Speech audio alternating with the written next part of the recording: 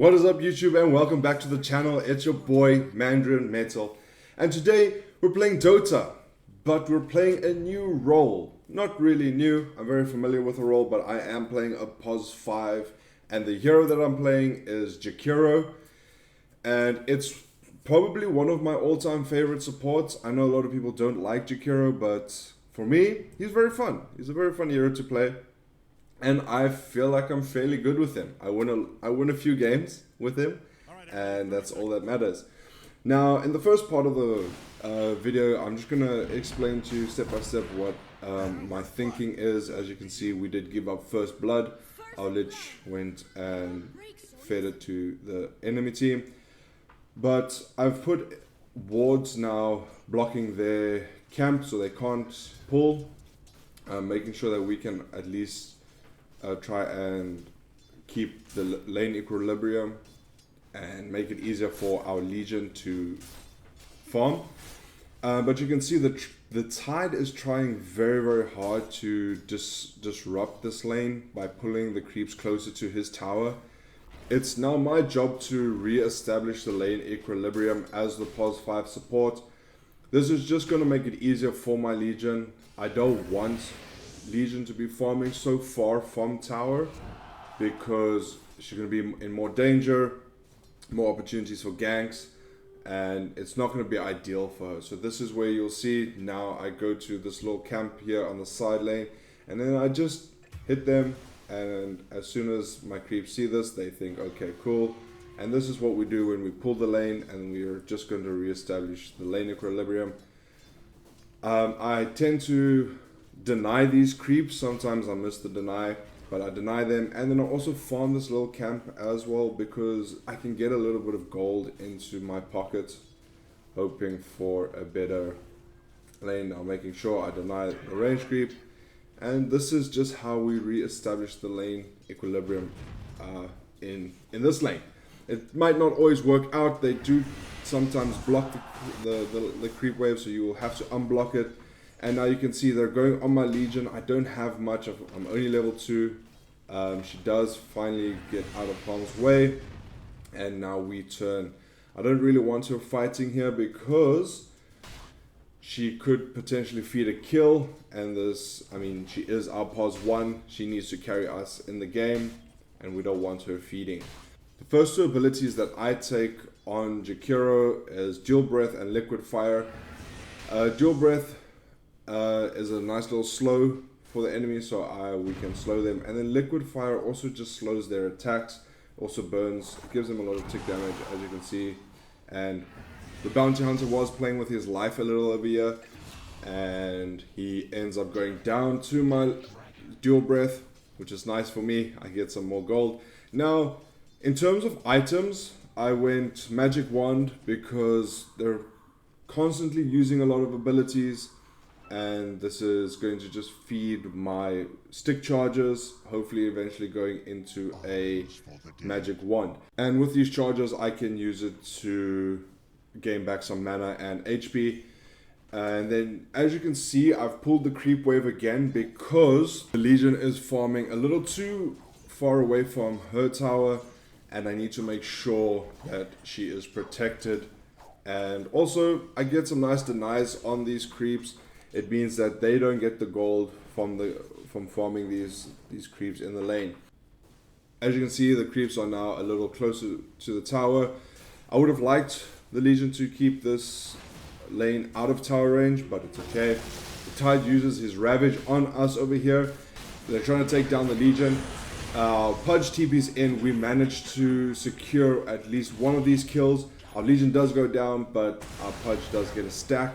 Our Ember decided to join the fight, and then their whole team decided, no, it is time to fight. So it ended up being a massive brawl. We had the Dawnbreaker come in, the TA came in, and we also had the Lina come in. So we were just trying to kite them a little and trying to secure as many kills, but also not feeding too much. And this is now when they turn on me, and we're just trying to play it a little safe. Stunning them using my Ice Path. This is a nice little stun. Ember does get a kill, but Bounty ends up tracking me, and I go down to the Bounty Hunter. Now with regards to items, again you can see I've got my Boots of Speed, I changed that into Arcane Boots. I've also got a Urn of Shadows that I want to change into a Vessel.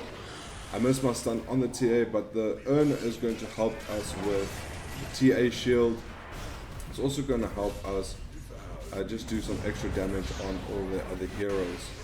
And also I can heal my team with these abilities. Now I want us pushing the mid tower, securing as many objectives as possible. And this is what Jakiro is good for. His Liquid Fire doesn't cost any mana, which means all I have to worry about is cooldown. It is a 4-second cooldown. And you can see I go a 1-1-4 split with another point in my ultimate. And the reason why I do this is I want at least a stun so I can secure some people in my ultimate when I do throw it down. And then I have my first ability being my slow, and then Liquid Fire that's just gonna do a lot of damage on them, and we do secure the mid tower. Now we had a look at going onto the TA, but we didn't have enough, and now we head onto the 14th minute. They're pushing our towers quite heavily. They're always as a team. Our Leech jumps in, he tries to secure us. We were a little bit late on it. I wasn't carrying a TP scroll, which was my bad. Our Legion ends up winning the duel, which is good because she gets extra bonus damage, and this is turning into be a big fight. We're chasing down the Dawnbreaker now, but she does have a lot of escape, and I'm just trying to slow her. I do slow her over here, but she throws out her hammer trying to escape all of us, and the Tide ravages us. There she uses Solar Guardian. This is her ultimate ability, but I use my Macro Pyre, and this is going to do enormous damage on them. As you can see, we're securing a lot of kills. Our Pudge is popping off at the moment, and we are trying our best here. Our Pudge does go down, but I take the Tide with me. And now it's a man fight between myself and the Bounty Hunter. And I do not win the battle, unfortunately, but it's okay. I think it was an alright trade, and we go into another big team fight over here. Our Leech was pulling off some good ultimates. I am tracked by the Bounty Hunter. Throw down my Macro Pyre. Legion does duel the TA in the Macro Pyre, which is very good. She gets a double kill, and our Pudge is here to clean up. The Dawnbreaker does ulti in, being Solar Guardian, and I stun them. Trying to do as much damage as I can. And I will go down to the Dawnbreaker over here, but our Pudge secures a full team wipe on us. Lina trying to take down a tanky Pudge. And now my next item of choice is going to be my Aghanim Scepter. It's absolutely amazing on Jakiro.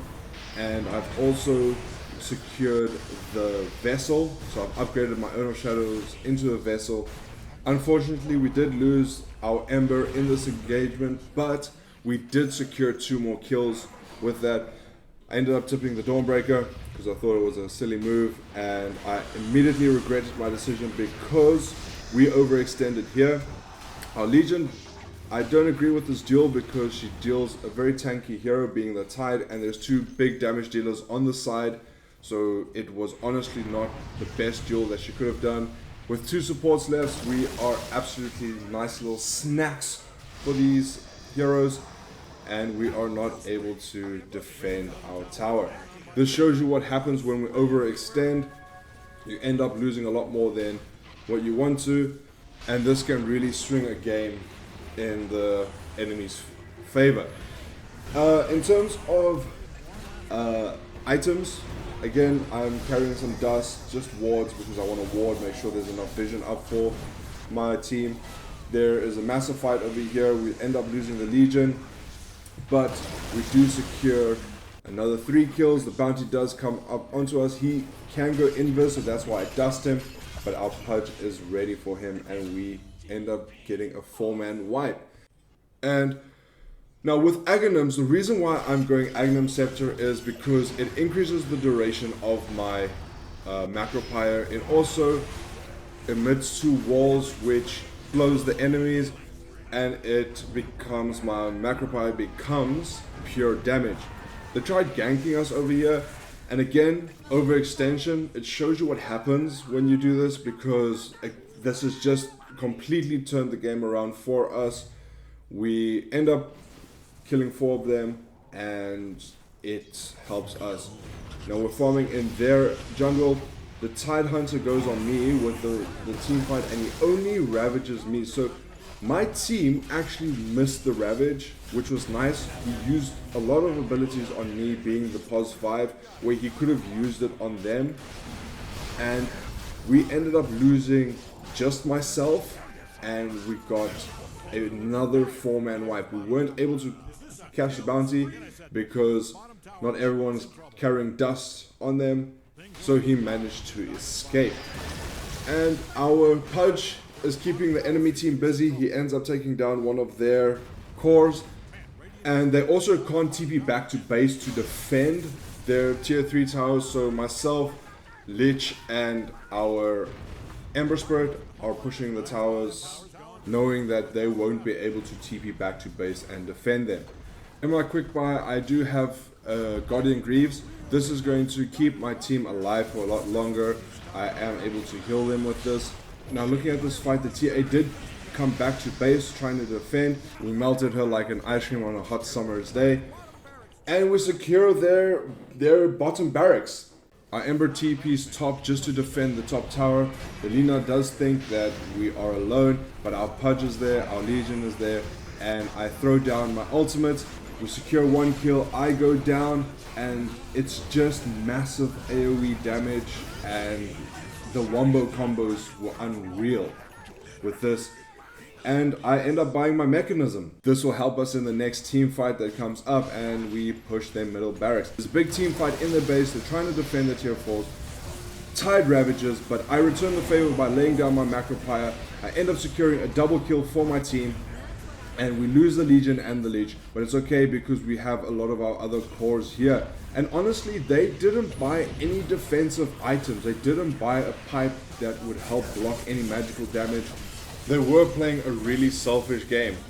If they had bought some sort of team item, I know we would have struggled a lot more, but that is the game of Dota. Now, some tips for anyone trying to learn POS 4 or POS 5. I play POS 5, so what you want to do is you want to kind of pull the wave, make sure that your carrier is farming close to the tower.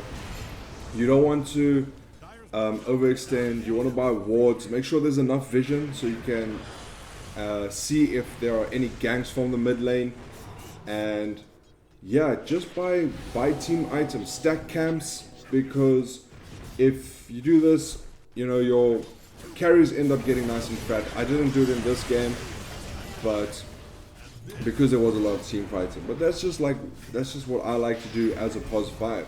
Now guys, that is the video. I want to thank you guys so much for watching this video. Please like and subscribe.